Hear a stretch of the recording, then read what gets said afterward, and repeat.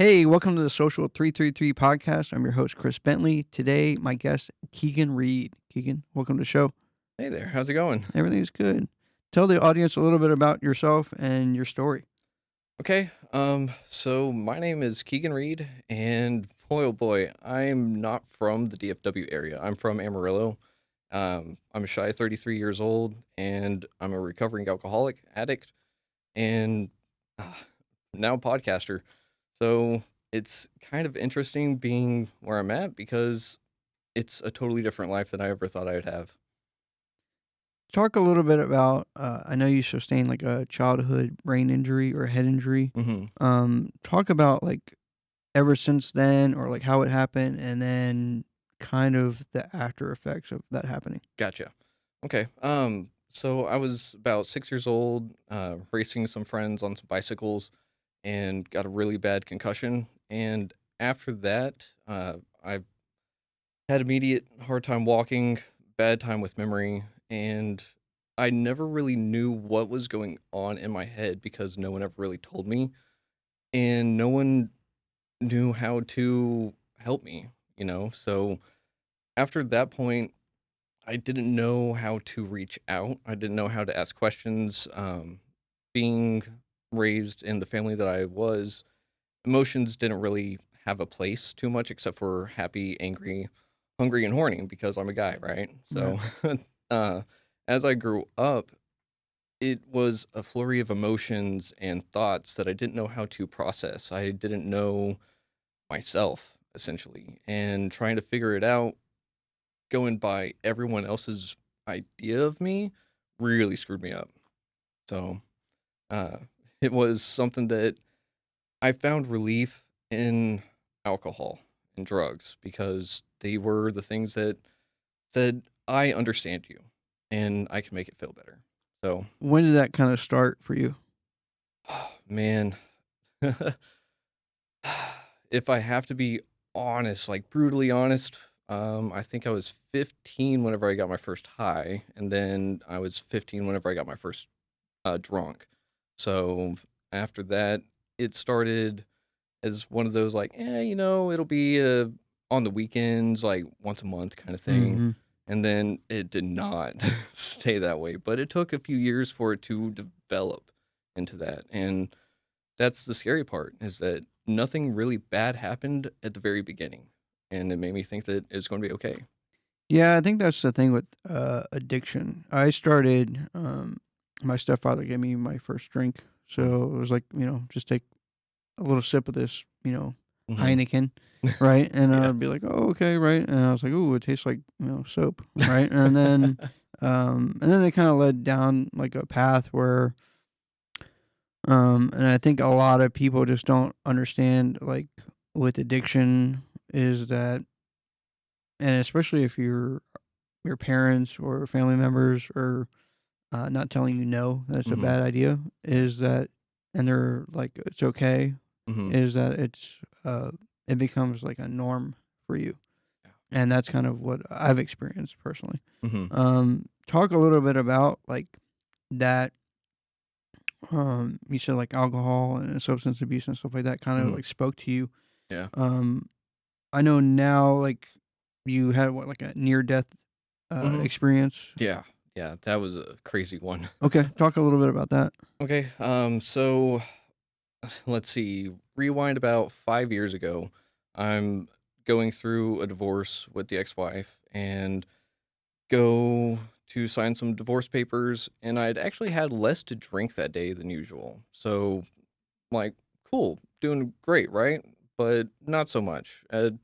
Long story short, at the end of the day, I decided that I was going to go get help because it had been about 10 years of drinking nonstop, and I was tired of it. I was ruining my life. I was ruining everyone else around me. I'd lost job after job. I'm just really glad I didn't hurt anyone. But I went to go get a detox because I knew that quitting cold turkey on alcohol could actually kill me.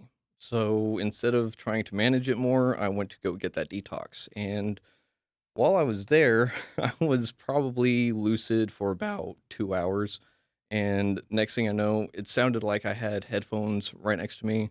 and I could hear full music tracks from start to finish, every note, every lyric, everything. And I was like, okay, if this is what coming to be sober again is like, I'm okay with it, you know? But that quickly turned into massive hallucinations, delirium, and next thing I know, I wake up in the hospital about 4 days later. Wow. So whenever I came to, they were telling me that my liver had failed and was somehow they got me back. I don't know the details of it, but I can tell you, I remember being next to my body while they were trying to transport me from the detox center to the hospital across the parking lot. And I remember running next to my body, and I was trying to run towards my apartment complex where the ex-wife was, actually, because I didn't know what was going on. I could see my body, but I could see me, but I knew I was about to leave the world, and I wanted to say goodbye. Mm. But then fast forward, I think it was the next day, my dad went and got my stuff, and he was getting the stuff from the detox place, and they forgot my boots, and so he had to go get my boots and then come back, and he set them in the hospital room where I was at. And whenever I finally came to, everything's right there. And I mean, whenever I was out, I spoke to higher powers. I don't want to get into religious aspects or anything. I just want to keep it to what spoke to me is what spoke to me. Mhm. And whenever I got out of that coma, I was like Blown away. blown away. It was that eureka moment, the Mm. most clear head I've ever had ever. And after being drunk for 10 years plus, you're sitting there like the most clear thought ever was, I can't afford this. Mm. And so I signed myself out against medical advice, and had a friend come pick me up. I didn't know where I was going to go get help, but I knew that they saved my life. But after that, I needed actual help. Mhm. So, Talk to me a little bit about the universe part of it, because I'm like a big thing on universe, and like anything you want to share would be like really cool because I'm really yeah. interested. Or we can talk about it offline. It's up to you. But I'm a big like into near death. I got hmm into the universe by this is like completely different subject, but I got into the universe because I was really interested in death, Mm, and it was like a very like what happens, yeah. right? Like, it was like, "Hey, like, you pass away, and hmm then what happens?" And I hear all these stories about, like, going into the light, not going into the light, like, out of body stuff. Uh, just quickly before we get back into your story, like, Yeah. I know it's like a tangent, but what is it that you kinda, like, saw or experienced or, like, can share with somebody, online? Okay. So I was in a hut, right? And a woman came to me, and I was like, I feel like I know who you are. And it was the Irish goddess, the Morrigan. And it's someone that I've been reading on the mythology and everything since I was about 12, 13. And I was born and raised Roman Catholic, if that tells you anything. Right. So uh, I I was also really into death and stuff like that. And she is a goddess of death, rebirth. And so she came and essentially asked, "Are you ready?" And I was like, "Yeah, I've been ready for a while." And she said, "No, are you ready? Are you willing to do anything and everything to get clean?" And I said, "Yeah, I'm pretty sure." And she said, "Are you sure?" And I said, "I guess." And then um pis the poster child picture of Jesus popped out from behind her and said, "Well, I've got a place for you." And I said, "Okay, wait, what?" So this is where it gets a little weird. So after I had signed myself out against medical advice, I didn't know where I was going to go. And so I got back to my cousin's house, who I was living with at the time, and I was like, I need help. I need a rehab, but I can't afford one. Right. So I'd actually heard from a cousin that was living down in Wiley, and he reached out and he said, "Hey man, I heard what happened. You need some help, and I'm in a program right now that I think you could really benefit from." And I was like, "Okay." I said I was going to do whatever, so lay it on me. He's like, "Okay, well, it's down here in Dallas." And I was like, "Okay, that's 6.5 hours away. I don't know if I wanna do that, but I said I would do it, so sure, keep it coming." He's like, Right. "Okay, but it's a 9-month program." I was like, "Okay, 9 months, I can do that. It's a Christian military rehab." And I was like, "What?" And he was at the Men of Nehemiah. Mm. And so it was a free rehab, and they take you in for 9 months, take care of you, they place you with a job during the last 3 months, and I'm actually still working at that place that I got hired on at. Wow. So, it's one of those things that I you can't make those kind of things up, you know? Right.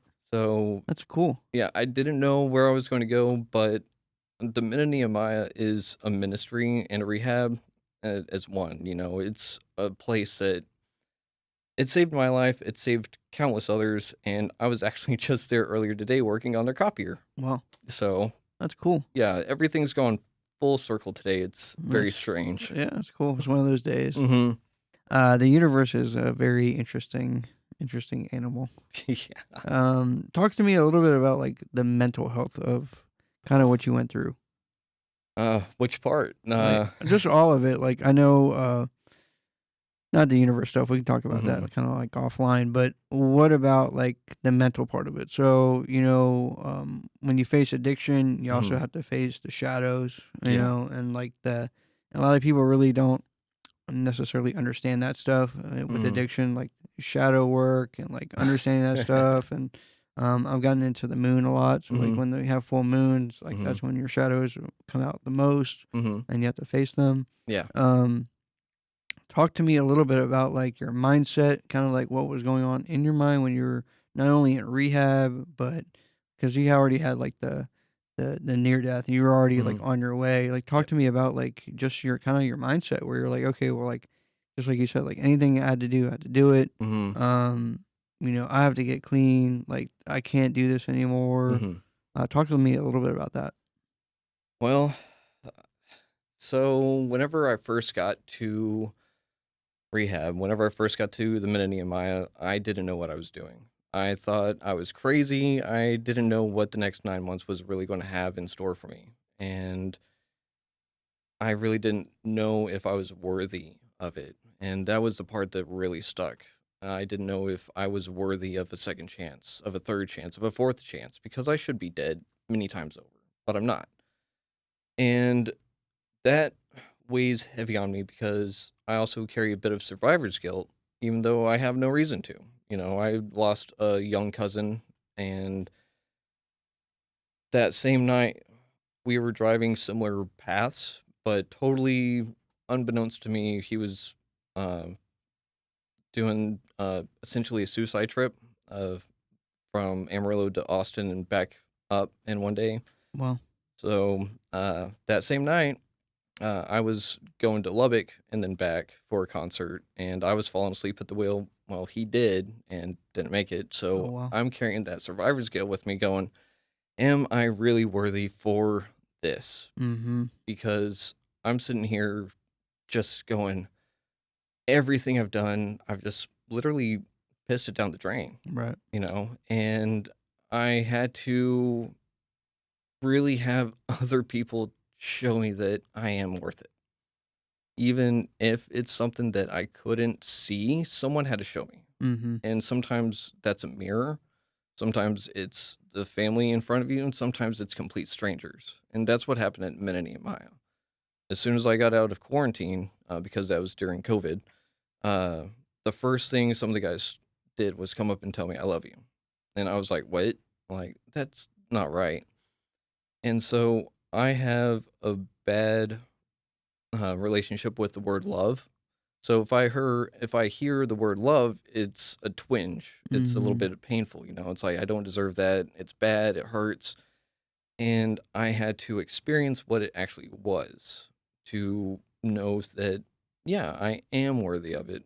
But the hard part was dealing with the shadow, right? Because the shadow is the part that I either say, I can acknowledge you, but I'm going to ignore you, or I'm going to completely ignore you and not acknowledge your existence whatsoever. And that latter one is the one I was choosing to do with everything. Right. And I couldn't see the stars in the shadows. Does that make sense? Mhm. And so people had to point it out to me that this is you too, that I am part of the universe. But whenever you feel so disconnected, whenever I felt so disconnected from everything and everyone, there's really no way to help someone that doesn't want it until they want it, you know? And it really did take me dying to essentially say I didn't want to, Mhm. because that's all I wanted for so long. And I got my wish and I didn't want it anymore. Yeah. So, That's a common theme mm, with addiction is that, uh, you want the help, mm, but it has to take, like, a certain thing to kind of flip that switch yeah, before you are like, "Okay, well, like, I need to clean this up." yeah. Talk to me about, like, your younger self. Like, if you were, Mm. everything that you've gone through now, up to now, and if you were to go back and, like, speak to your younger self, like, what would you say? Oh, man. I know it's a hard one. You can give me, like, a Well, 1/10 so you don't get emotional. well, I don't know if I can give a 1/10 Okay. anymore, because being in recovery, I have to be authentic. Okay. And if I had to tell myself something, it would be, I'm sorry that you have to go through this. I'm sorry that you're going to hurt. And I'm sorry that you have to go through what you're going to have to go through, because anything that could have been said and should have been said was said by people that loved me, and it wasn't enough. Huh. So, it's one of those things that I know myself enough that even if I were able to convince myself that I am me from the future, I'm not going to listen to myself. Right. So You still had to go down that path. I had to go down that path. Hmm. There was no way around it. So if somebody was listening and they hear your story, right? And they kind of they understand addiction or Hmm. they're going through some sort of phase. Yeah. Even myself, everybody has some sort of addiction, whether it's coffee to Shopping. do shopping, whatever it is, right? They Hmm. have some sort of addiction. Yeah. Um, and everybody has some sort of shadows. Oh, yeah. There's just no way of fighting it, Hmm. or hiding it. Hmm. Um, like if somebody was listening to this and you had like one message for somebody that was either going through it or maybe it's at the tail end, like they're gonna do a suicide run or something, like Hmm. they're just like they've had enough. Like what can you give as some sort of advice? Oh. Hmm. To the person that is on the brink, pick up the phone. Pick up the phone and call someone you love. It doesn't matter what about. Make small talk. Connection is the opposite of addiction. And that's how you beat it, is through connection. So, and the person that is right there on the edge of wanting to get clean, but don't know if they can, you can do it. They can do it. Mm-hmm. One step at a time, one day at a time, 5 minutes at a time. And yeah. Keegan, how can somebody find you if they had some questions? Maybe they're going through some sort of substance abuse issue. Maybe they got some sort of addiction. Don't matter what it is. I mean, addiction is addiction. Like, how Hmm. can they reach out to you? They can reach out to me at Keegan.Read, Read, at retrievingsanity.com, or visit retrievingsanity.com, and my email's there. Uh, should I give my phone number out? No, we won't do that. But yeah, if somebody had an issue, like I said before, everybody has Mhm. some sort of addiction, Yes. and then you have to kind of face it, Mhm. at some point, Yep. and whether that's today or if it's in a moment, Mhm. um, like you just have to face it at some point because Yeah. it's a shadow that hangs over you. Mhm. I've gone in, like we talked about the universe. I go into all kinds of shadow books and stuff like that, and like Uh-huh. work on myself a lot. And it's, um, it's very interesting. Like if somebody's really wants to fix themselves, Mhm. the knowledge is there, and then there's people like yourself that be more than willing to share their story or just talk about what they're going through. Mhm. I found that the easiest and best way is to find other people that Mhm. also have some sort of addiction, Yep. and you can see their story reflecting onto your story, and like Mhm. it kind of helps. So I think that's really good, and I really appreciate you coming on the show. Of course. Yeah, Thank you for having me on. absolutely. Well, thank you, Keegan. Have a great one. Thank you.